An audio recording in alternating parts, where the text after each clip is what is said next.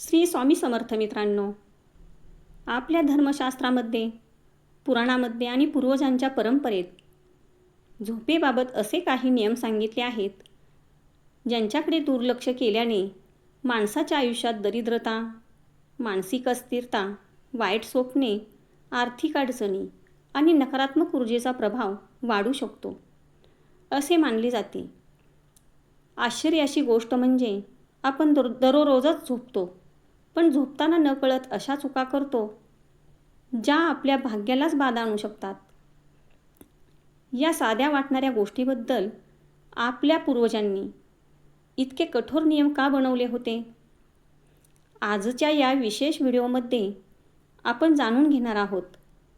धर्मशास्त्र, वास्तुशास्त्र आणि लोकपरंपरेत सांगितलेले झोपण्याचे 51 गुप्त नियम, ज्यापैकी काही नियम ऐकून तुम्ही थक्क व्हाल, तर काही नियम कदाचित तुम्ही रोजच करत असाल. त्यामुळेच हा व्हिडिओ शेवटपर्यंत नक्की पहा, कारण हा व्हिडिओ तुमच्यासाठी कदाचित महत्त्वाचा आणि मोलाचा ठरेल. काही नियम तर असे आहेत जे घरातील सुख, शांती आणि लक्ष्मीच्या आगमनाशी जोडलेले मानले जातात. कदाचित तुमच्या घरात येणाऱ्या काही समस्या तुमच्या दिवसातील नाही, तर रात्री झोपताना होणाऱ्या एका छोट्याशा चुकीमुळे असतील. चला तर मग व्हिडिओला सुरुवात करूया. पण त्या अगोदर व्हिडिओला लाईक, शेअर आणि सबस्क्राईब करून घ्या, कारण तुमचे एक लाईक आणि सबस्क्राईब आमच्यासाठी खूप मोलाचे ठरेल. आणि कमेंटमध्ये श्री स्वामी समर्थ लिहायला मात्र विसरू नका. चला तर मग व्हिडिओला सुरुवात करूया. दुसऱ्या व्यक्तीचे अंथरूण, पांघरूण वापरू नये. असे मानले जाते की त्या व्यक्तीची नकारात्मक ऊर्जा, दुःख किंवा आजार आपल्याकडे आकर्षित होऊ शकतो, हे विष्णू पुराण सांगते. आजारी व्यक्तीशी उशी वापरू नये. उशीमध्ये व्यक्तीच्या विचारांचे आणि ऊर्जेचे स्पंदन राहते, असे मानले जाते, हे विष्णू पुराण सांगते. झोपतेवेळी उशीऐवजी डोक्याखाली हात ठेवून झोपू नये. हे दरिद्रतेचे आणि आर्थिक अस्थिरतेचे लक्षण मानले जाते, हे महाभारत सांगते. पाय धुतल्याशिवाय झोपू नये. दिवसभरातील नकारात्मकता पायामार्फत घरात येते, हे स्वकंद पुराण सांगते. अभ्यासू माणसाने किंवा तपस्वी माणसाने उशिरापर्यंत जागू नये. बुद्धीचा क्षय होतो, हे चाणक्य नीती सांगते. ओल्या पायांनी झोपू नये, यामुळे चंद्रदोष वाढतो, असे स्वकंद पुराण सांगते. झोपताना केस मोकळे सोडू नयेत. विशेषतः महिलांनी केस बांधून झोपावे, असे सांगितले जाते. नकारात्मक ऊर्जा आकर्षित होते, त्यामुळे आरोग्य बिघडते, असे स्वकंद पुराण सांगते. कपाळावर झोपताना टिळा किंवा भस्म असल्यास तो पुसून घ्यावा, कारण तो कपाळावर असताना विस्तीर्ण झाल्यास अशुभ असते. अन्नाचा कण तोंडात असताना किंवा उष्ट्या हाताने झोपल्यास लक्ष्मीचा कोप होतो, असे पुद्य पुराण सांगते. संपूर्ण अंधारात झोपू नये. मंद प्रकाश किंवा देव दिवा ठेवावा, नाहीतर नकारात्मक ऊर्जा आकर्षित होते. देवघरासमोर झोपू नये. देवतांचा अपमान मानला जातो. पलंगावर बसून नखे कापणे किंवा केस विंचरणे हे घराच्या नाशाचे कारण ठरू शकते.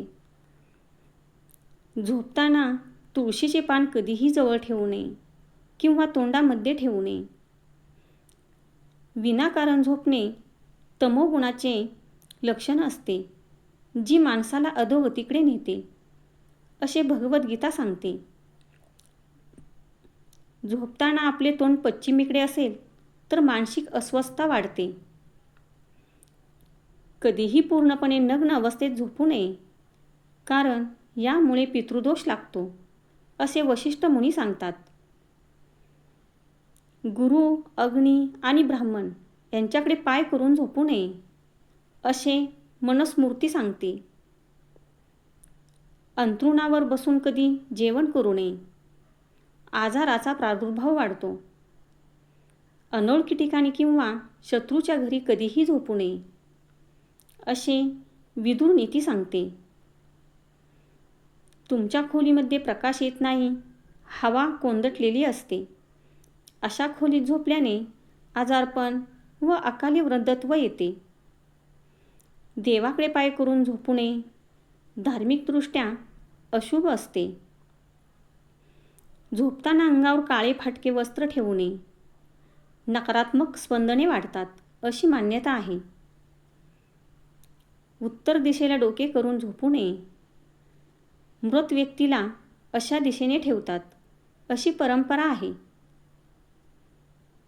दक्षिण दिशेला डोके करून झोपावे.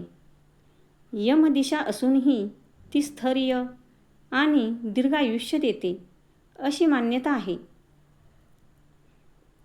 उंबरट्याजवळ झोपू नये. ऊर्जेचा प्रवाह अस्थिर होतो आणि मृत्यूला आमंत्रण दिल्यासारखे असते असे मनुस्मृती सांगते. झोपताना पलंगाखाली कचरा ठेवू नये. लक्ष्मी नाराज होते. झोपताना पायावर पाय चढवून झोपल्याने नशिबाची साथ कमी मिळते. व्हिडिओ पुढे पाहण्याआधी कमेंटमध्ये श्री स्वामी समर्थ लिहायला विसरू नका. अशक्य स्वामी शक्य करतील स्वामी. रात्री झोपताना तुटलेली किंवा फाटलेली चादर वापरणे म्हणजे दारिद्र्याला निमंत्रण देणे होईल असे पराशर स्मृती सांगते. झोपताना पलंगाखाली चप्पल ठेवू नये. घरातील सकारात्मकता कमी होते. तुटलेल्या पलंगावर झोपू नये. त्यामुळे भाग्य खंडित होते. तुटलेल्या उशीवर झोपू नये. मानसिक तणाव वाढतो.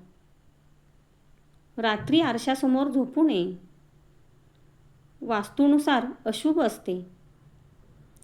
पलंगासमोर आरसा नसावा. वैवाहिक जीवनावर परिणाम होतो. झोपताना सोन्या चांदीचे दागिने अंगावर ठेवून झोपू नये. ऊर्जा असंतुलित होते. रागामध्ये झोपू नये. रागाची ऊर्जा अवचेतन मनात जाते. रडत झोपू नये. शोक करत झोपू नये. अत्यंत अशुभ मानले जाते. दुःखाची छाप मनावर बसते असे गरुड पुराण सांगते. जेवण केल्यानंतर लगेच झोपू नये. चरबी वाढते आणि आयुष्य कमी होते. अशुद्ध अवस्थेत म्हणजेच आंघोळ न करता, हातपाय न धुता पवित्र ग्रंथाजवळ झोपू नये. शिवीगाळ करून झोपू नये. घरातील वातावरण दूषित होते. भांडणानंतर लगेच झोपू नये. अतिरागामुळे यकृतावर परिणाम होतो आणि नकारात्मक ऊर्जा टिकून राहते. अंथरुणावर बसून जेवू नये. त्यामुळे दरिद्रता वाढते असे म्हणतात. अंथरुणावर बसून पूजा करू नये. धार्मिकदृष्ट्या अयोग्य आहे. झोपताना पैसे उशीखाली ठेवू नयेत. लक्ष्मीचा अपमान मानला जातो. झोपताना चावी उशीखाली ठेवू नये. चिंता वाढते अशी मान्यता आहे. लोखंडी वस्तू उशीखाली ठेवू नये. नकारात्मक स्पंदने वाढतात. तुटकी मूर्ती किंवा फोटो जवळ ठेवून झोपू नये. अशुभ मानले जाते. सूर्यास्ताच्या वेळी झोपू नये. लक्ष्मी घरात प्रवेश करत असते अशी मान्यता आहे. ब्रह्ममुहूर्तात झोपून राहू नये. ब्रह्ममुहूर्तावर उठून जे भगवंताचे नामस्मरण करतात त्यांचे सर्व पाप नष्ट होते असे देवी भागवत सांगते. पुण्यकारक वेळ वाया जातो. आमुष्याला उशिरापर्यंत झोपू नये. तमोगुण वाढतो अशी धारणा आहे. पौर्णिमेला चंद्रप्रकाशात थोडा वेळ बसून मग झोपावे. मन शांत राहते. कधीही तिने सांजेला झोपू नये, कारण ही वेळ देवांच्या आगमनाची असते, असे ब्रह्मवैवर्त पुराण सांगते. झोपण्यापूर्वी देवांचे नाव घ्यावे. वाईट स्वप्नापासून संरक्षण मिळते. गुरूंचे स्मरण करून झोपावे. आध्यात्मिक संरक्षण मिळते. मृत व्यक्तीच्या आठवणीमध्ये रमून झोपू नये. मनावर परिणाम होतो अशी मान्यता आहे. स्मशानातून आल्यावर स्नान केल्याशिवाय झोपू नये. स्मशानभूमीतील नकारात्मक ऊर्जा घरामध्ये येते. शुद्धीकरण आवश्यक मानले जाते. घरात मृत्यू झाल्यावर काही दिवस जमिनीवर झोपावे. वैराग्य आणि शोक व्यक्त करण्यासाठी. रात्री शिट्टी वाजवत झोपू नये किंवा वाजवू नये. नकारात्मक शक्ती आकर्षित होतात. झोपताना पाय एकमेकांवर घासू नयेत. अस्वस्थता वाढते. पोटावर झोपणे टाळावे. धर्म आणि आयुर्वेद दोन्हीमध्ये निषेध मानला जातो. पूर्ण नग्न अवस्थेत झोपू नये. ऊर्जात्मक संरक्षण कमी होते. झोपताना डोके झाकून झोपू नये. प्राणशक्तीचा प्रवाह कमी होतो. पलंगावर बसून रडू नये. घरात दुःख वाढते असे म्हणतात. झोपताना घरातील झाडू जवळ ठेवू नये. लक्ष्मीचा अपमान मानला जातो. सकाळी सूर्योदयानंतर ही झोपून राहणे दारिद्र्याचे प्रमुख लक्षण आहे, असे चाणक्य नीती सांगते. झोपताना दक्षिण दिशेकडे डोके ठेवून झोपल्यास नकारात्मकता नष्ट होते आणि सुख शांती मिळते. झोप शांत लागते. उशीवर बसू नये. ज्ञान आणि भाग्य कमी होते. पुस्तक उशिकाली ठेवून झोपू नये. विद्येचा अपमान मानला जातो. झोपण्यापूर्वी अंथरूण झटकावे. नकारात्मक स्पंदने दूर होतात अशी मान्यता आहे. श्रीराम, श्रीदत्त, ओम नमो भगवते वासुदेवाय किंवा आपल्या इष्टदेवतेचा जप करून झोपावे. रात्र शांत आणि मंगल जाते असे धर्मशास्त्र सांगते. झोपताना डाव्या कुशीवर झोपावे. आजार थोडासुद्धा फिरकत नाही. आजारी माणसाने पूर्वेकडे डोके करून झोपावे असे भृंगसंहिता सांगते. रात्रीच्या वेळी काळ्या रंगाचे कपडे घालून झोपू नये असे वास्तुशास्त्र सांगते. रात्रीच्या वेळी पिंपळाच्या आणि वडाच्या झाडाखाली झोपणे वर्ज्य आहे. तेथे अशुभ शक्तीचा वास असतो असे कर्म पुराण सांगते. झोपेतून उठल्यावर आरशात पाहू नये. अगोदर स्वतःचे तळहात पाहावीत असे ज्योतिषशास्त्र सांगते. झोपण्यापूर्वी आई वडिलांच्या चरणांना स्पर्श करून आशीर्वाद घेतल्यास दीर्घायुष्य वाढते असे महाभारत सांगते. मित्रांनो, आपण रोज झोपतो, पण धर्मशास्त्र सांगते की झोपताना केलेल्या काही छोट्या चुका तुमचे भाग्य, आरोग्य आणि घरातील सुख समृद्धीवर परिणाम करू शकतात. या साध्या वाटणाऱ्या गोष्टींचे परिणाम इतके गंभीर असू शकतात की अनेक पुराणांमध्ये त्याचा उल्लेख आढळतो. मित्रांनो, आपल्या पूर्वजांनी झोपेला केवळ शरीराचा आराम मानला नाही, तर ती आत्मा, मन आणि भाग्य यांच्याशी जोडलेला एक पवित्र क्रिया मानली. म्हणूनच झोपण्याच्या या 50 सवयीमध्ये केवळ नियम नाहीत, तर जीवनाला योग्य दिशा देणारे संकेत लपलेले आहेत.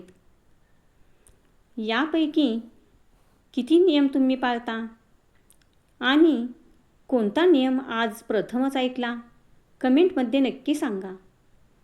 व्हिडिओ आवडला असेल तर श्री स्वामी समर्थ कमेंटमध्ये लिहायला विसरू नका.